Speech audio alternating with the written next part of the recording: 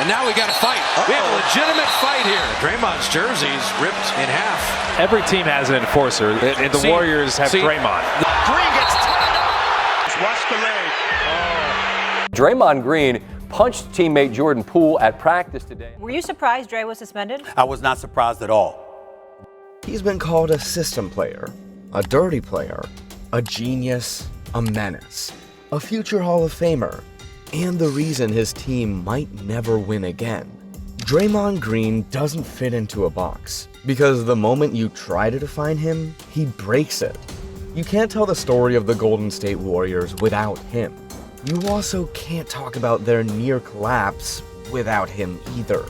He's the player who screamed at Kevin Durant, the one who got suspended for punching a teammate, the guy who stomped on a center in the middle of a playoff game.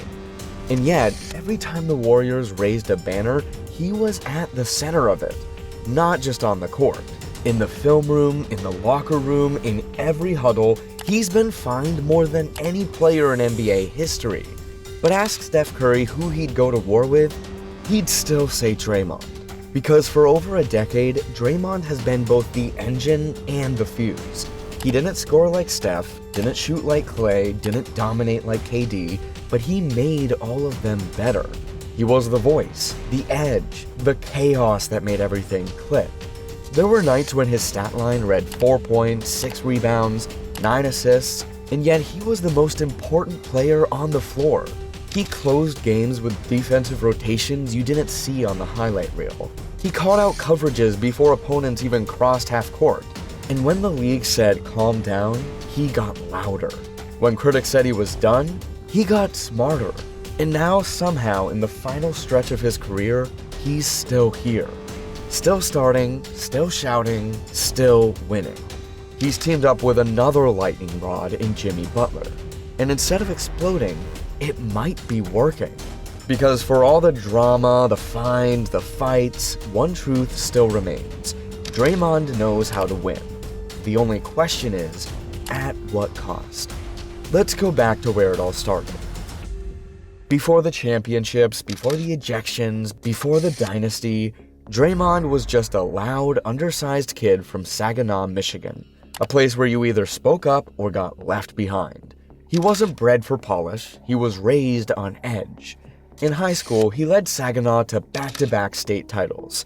He wasn't the tallest or the fastest, but he was the loudest. And coaches either loved it or couldn't stand it. At Michigan State, it was the same story. Tom Izzo used to scream at Draymond in practice, until he realized Draymond was screaming right back. Not out of disrespect, but out of hunger. Over 4 years, he went from a tweener to a leader, from bench piece to Big Ten Player of the Year. He finished his college career with over 1,000 points, 1,000 rebounds, and 500 assists. One of just 3 players in NCAA history to ever do it. And when draft night came, he still fell to the second round. Pick 35. Undersized, no position, can't shoot, too emotional. They said he was a matchup problem for his own team. But the Warriors didn't draft him for fit. They drafted him for fire. And in Draymond's head, that wasn't a slight, it was a setup. Because the moment he got into the league, he started proving everyone wrong. Draymond didn't walk into the NBA with a role. He carved one out. When he got to Golden State, he was buried on the depth chart behind veterans. David Lee was an all-star. The front court was crowded.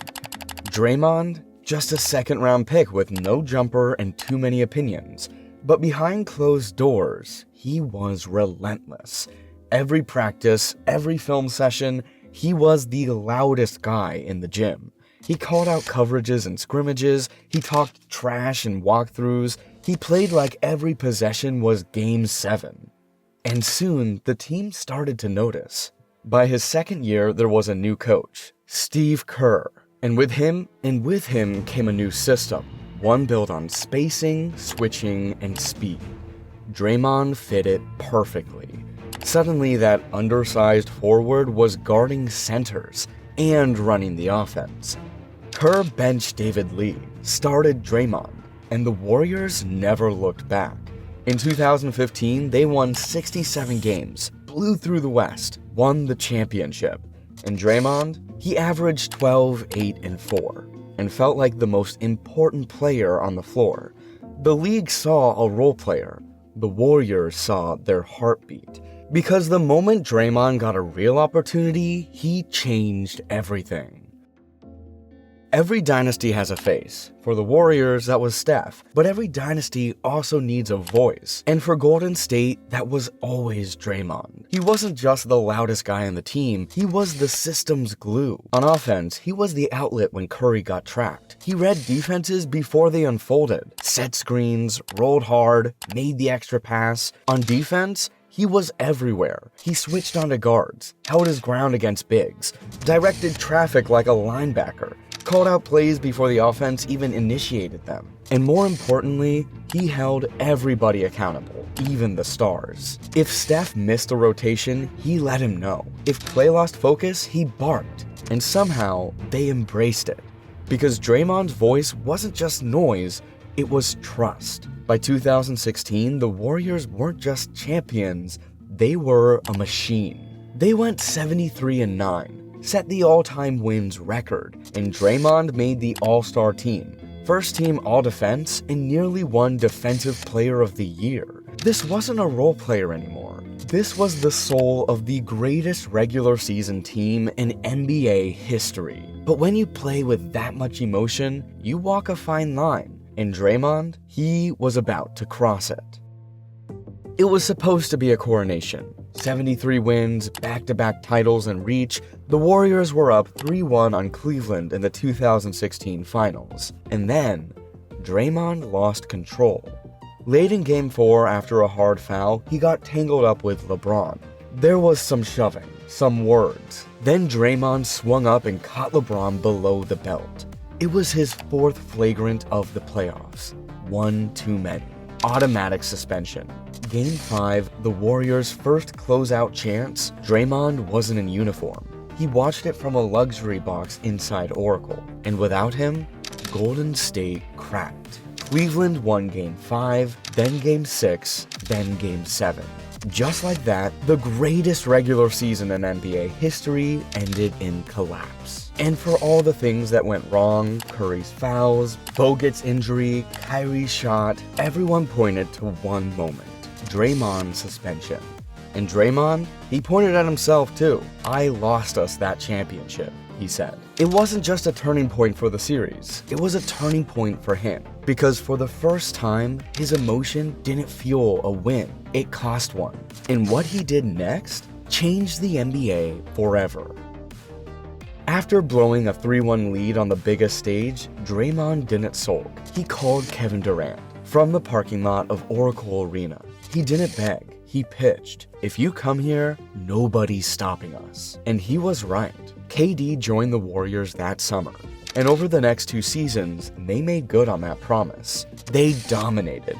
Won 67 games, then 58. Swept Cleveland. Won back-to-back titles. But something felt colder. Draymond wasn't just sacrificing touches, he was sacrificing control. This team used to run through him. Now it flowed through KD. And when Draymond spoke up, it didn't land the same. He wasn't the engine anymore. He was just the guy yelling inside it. The tension simmered for years, until it finally exploded in November 2018. Tie game, final possession, Draymond grabs the rebound and ignores Durant. Dribbles up court, turns it over. No shot attempt. KD stares.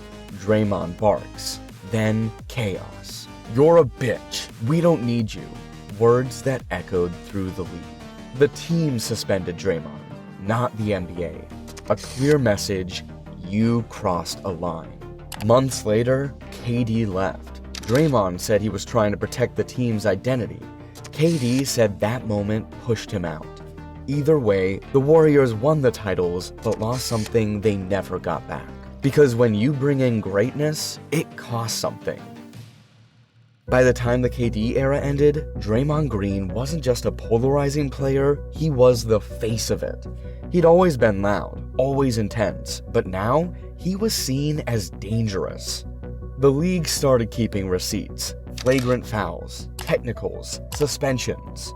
He kicked Steven Adams in the groin, clashed with LeBron, shoved James Harden, screamed at officials until they teed him up, then screamed louder. He became the NBA's most fined player, and still he never backed down. To some, he was a liability, a meltdown waiting to happen, a guy who would cost you a game before he'd win you one. But to the Warriors, he was irreplaceable. Steph called him the smartest defender he's ever seen. Klay said they don't win without him. Kerr built the entire defensive scheme around his voice, because underneath the antics was calculation. Draymond wasn't emotional for no reason, he weaponized it. He poked at stars to throw them off rhythm. He screamed at teammates to hold them accountable. He walked the line because no one else would. And yeah, sometimes he crossed it. But even when the league wanted him gone, Golden State kept doubling down. Because behind every dynasty is someone willing to get dirty. And Draymond, he lived in the mud. By 2022, the dynasty was supposed to be dead. Durant was gone, Klay had torn 2 ligaments, Draymond was older, slower, and the league had moved on. But the Warriors hadn't. They rebuilt with purpose, they trusted their core, and when it mattered most, Draymond was still the one holding it all together. They didn't need him to score, they needed him to anchor. And he did. He quarterbacked the league's #2 defense, made reads that didn't show up in box scores, rotated, scrambled, closed out, and shouted through every possession. In the finals, the Celtics tried to bully Golden State. Draymond bullied them back. Game 1, he struggled. Game 3, benched late, national media piled on. But by Game 4, he responded the only way he knows how. Deflections, charges, screens, stops, stuff that doesn't go viral, but wins championships.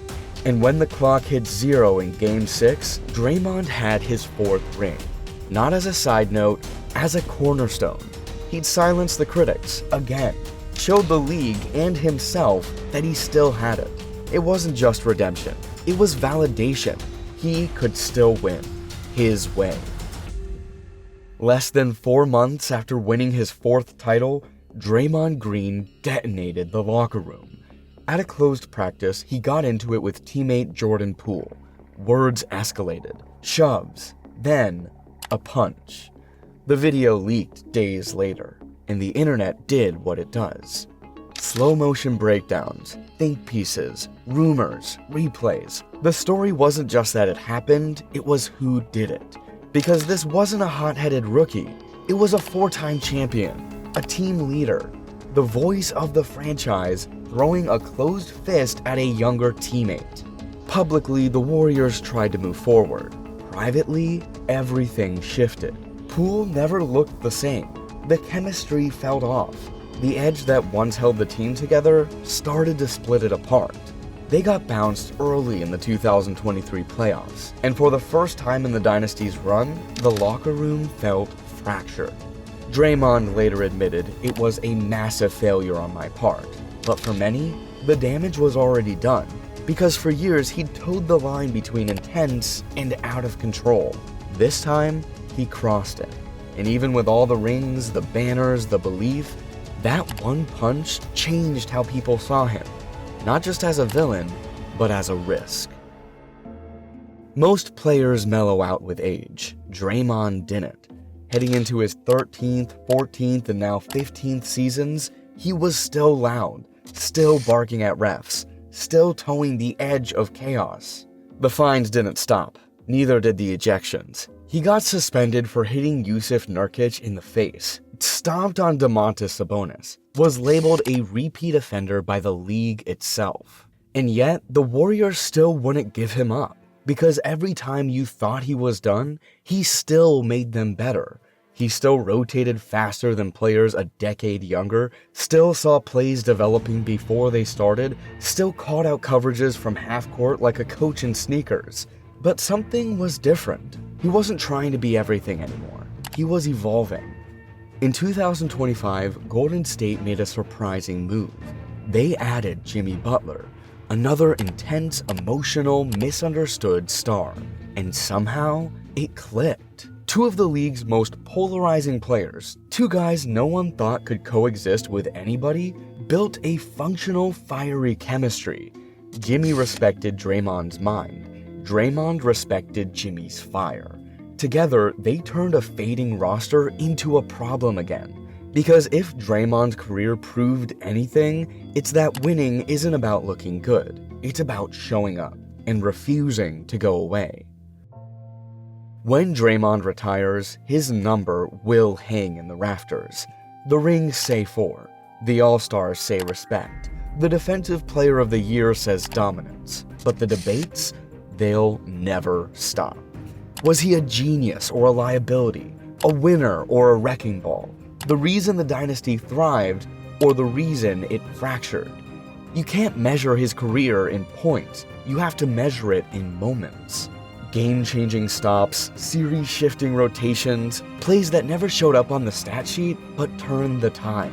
And yet his lowest moments, they turned tides too. He got suspended in the middle of the finals, pushed Kevin Durant out of town, punched a teammate before a title defense. Every peak had a price, and Draymond never ran from it. He barked at teammates, broke huddles, talked trash until security stepped in. And somehow, still, he was the one thing the Warriors could never replace, because what he gave them wasn't just toughness, it was identity. So when the story of this dynasty is told, it won't be clean. It'll be messy, complicated, loud, just like the man at the heart of it, Draymond Green. Not the best, not the easiest, but exactly what they needed.